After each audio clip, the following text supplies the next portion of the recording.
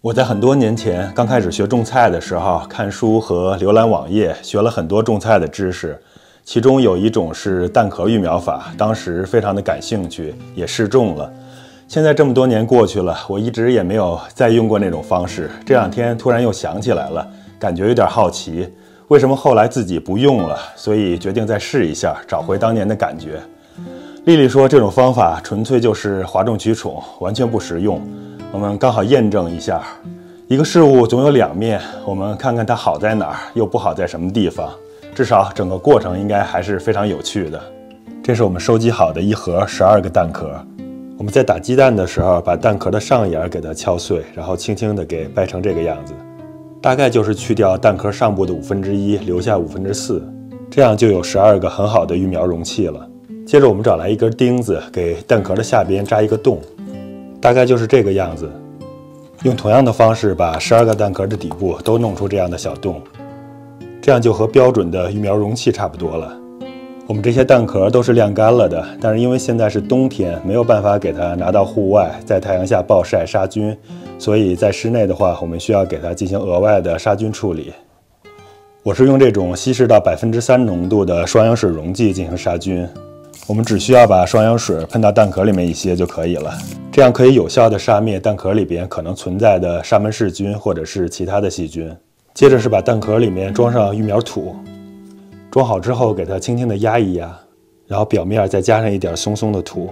接着用同样的方式把剩下的12个蛋壳都装上育苗土。育苗土是我们用椰糠、蛭石和堆肥土自己配置的有机育苗土，大家感兴趣的话可以参看我们以前的视频。蛋壳消毒的时候喷的有点湿，旁边沾了挺多的育苗土，我现在把它用厨房纸给擦干净。蛋壳擦干净之后，我们把它放到一个塑料的鸡蛋盒里边。塑料的鸡蛋盒的好处是不漏水，可以把它当做育苗托盘的底盘来使用。接着我还是拿这样的钉子给育苗土上挖一个小洞，一会儿来播种种子。这些是我提前2天浸泡和催芽的种子。白兰地是 Brandy One 是传家宝西红柿大番茄， Five Star 是樱桃番茄。杭椒是做杭椒牛柳的那种辣椒，大胖是单个重量特别大的一种辣椒，最后还有樟树港辣椒，还有柿子椒。我这些种子会每样种2颗，这是2颗发芽的白兰地西红柿的种子。再看一下这个柿子椒的发芽的种子，我先把发芽的种子种到蛋壳里，然后剩下的让它继续催芽，后边等发出芽之后，就按常规的育苗方式种到育苗壳里了。因为种子比较小，所以用镊子夹种子来播种会稍微容易一些。这种樱桃番茄的种子发芽会快很多。看一下这个种芽已经长这么大了，咱们给它播种下去。刚发现这种大胖辣椒还没有发芽，我就改种西红柿了。这样我种4颗樱桃番茄。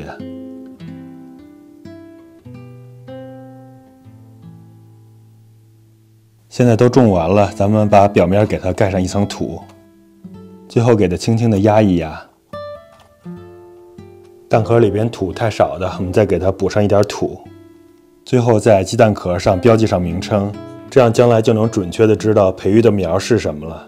最后再在盒子上找个地方写上日期。再来看看这些孕育着种子的鸡蛋壳，是不是还有点艺术品的感觉呢？现在咱们把蛋壳稍微移开一下，然后把底部给它浇上水，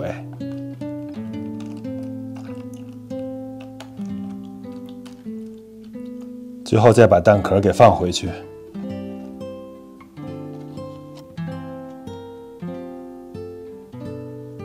然后表面也再给它喷上一些水，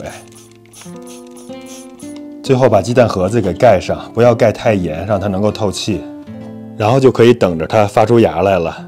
辣椒和柿子椒的理想发芽温度是在摄氏的25到30度之间。我把加热垫的温度设定在华氏的80度，也就是摄氏27度左右。另外，我把鸡蛋盒盖子上面扎上一个小洞，让它能够稍微透一下气。刚过了2天，樱桃番茄的小苗就从土里边钻出来了。这个时候我们需要做2件事儿，一是把盖着蛋壳的盖子给它打开，让小苗能够及时的呼吸新鲜空气。第二是要马上给它进行充足的光照。在室内育苗，我会用上这样有2根灯管的 T5 荧光灯，每天给它照上18个小时以上。只有保障充足的光照，才能长出非常茁壮的小苗。同时，我们在小苗刚长出来的时候，还没有长出针叶的时候，要严格的给它控水，避免高脚苗。第3天了，2颗白兰地大番茄的小苗也从土里边钻出来了。目前6颗番茄都已经顺利的出苗了。辣椒和柿子椒通常来说要比番茄发芽的速度慢很多，而且对温度的要求也会更高一些。我看土稍微有点干了，给它喷上一些水，保持湿润。在加热垫上边，水分的蒸发会比较快一些。所以在小苗从土壤里边钻出来前，我们要保持土壤的相对湿润；而小苗从土壤里边钻出来之后，我们就要控水，防止小苗的徒长。现在进入第5天了，杭椒和樟树港辣椒的小苗也都已经钻出来了。现在只剩下2颗柿子椒还没有出苗了，我用塑料袋给它稍微盖一下，这样能够保暖，并且增加湿度。今天是第9天了，西红柿还有辣椒的苗长得都挺不错的。柿子椒在第7天的时候有一个终于发芽了，不过另外一个一直没什么动静，可能大概率是发不了芽了。我昨天又浸泡催芽了几颗柿子椒的种子，等发芽后可以补种一下。咱们再来看看这几颗西红柿的小苗，控水蹲苗的过程基本上已经完成的差不多了。我们可以看到子叶的中间已经长出2片针叶了。咱们仔细的看一下，这2片是子叶，然后中间的这个地方是长出来的针叶。我在控水的时候，基本上就是用喷壶，每天给它在上边喷上2次吧，然后每次喷上4、5下。现在这个蛋壳在手里边托着已经比较轻了，说明含水量已经不多了。另外几颗苗也是这样的，这个时候就说明我们要给它真正的浇水了。这次浇水我们还要结合着施肥，因为针叶已经长出来了，一般长出针叶后，我们就开始给它第1次施肥了。我以前介绍过这种氮磷钾比例为1:1的有机叶肥，我一直都用这种肥，效果还是挺好的。我感觉育苗的时候用1:1的有机叶肥，既保证了氮磷钾的均衡，又不会因为肥力过猛而伤到小苗，使用起来还是比较简单的。然后我一般会按照它的使用说明，结合我使用的实际容器，把用水稀释的比例都给它写在这里边，一般就是1:64的比例。这个是我稀释好的叶肥，我们给它搅拌均匀一下就可以使用了。通常如果我们育苗使用的是标准的1020育苗托盘的话，我们加叶肥是应该从底部给它加入的。现在我们使用蛋壳，从底部加入叶肥有点不方便，我就从上面给它加了。我们加叶肥的话，就是大概5到7天加1次就可以了。加完叶肥之后，我们可以把蛋壳拿起来看一下，看看如果底部有水，但是又不是很多，这就比较合适了。我把发了芽的柿子椒给补种上1颗。前几天催芽了一些茄子的种子，现在也发芽了，我再找一些鸡蛋壳来把它们种下去。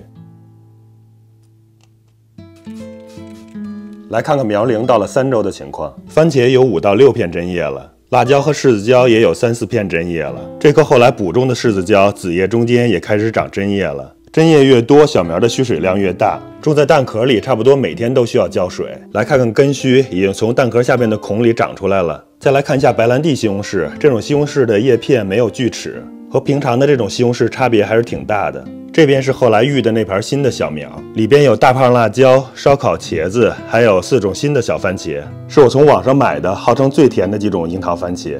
催芽后，每种又种下2颗，我后边找机会再给大家特别介绍一下这些最甜的樱桃番茄。蛋壳的大小有限，小苗长大之后，相互之间还是比较拥挤的。西红柿3到4周就要换大一点的盆，或者是移栽到地里了。如果是用大的育苗容器，可以等到6到7周再移栽。辣椒和柿子椒也是大概7周地栽，茄子会更长，需要8到9周的苗龄。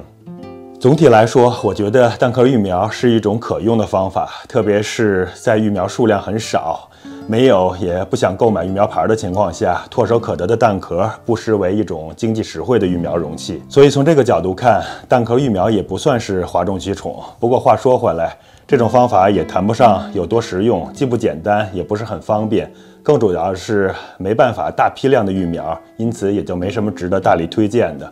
个人种植喜欢就好，专业种植者还是得用专业的育苗器材。好，今天的视频就先分享到这儿，感谢观看，咱们下期再见。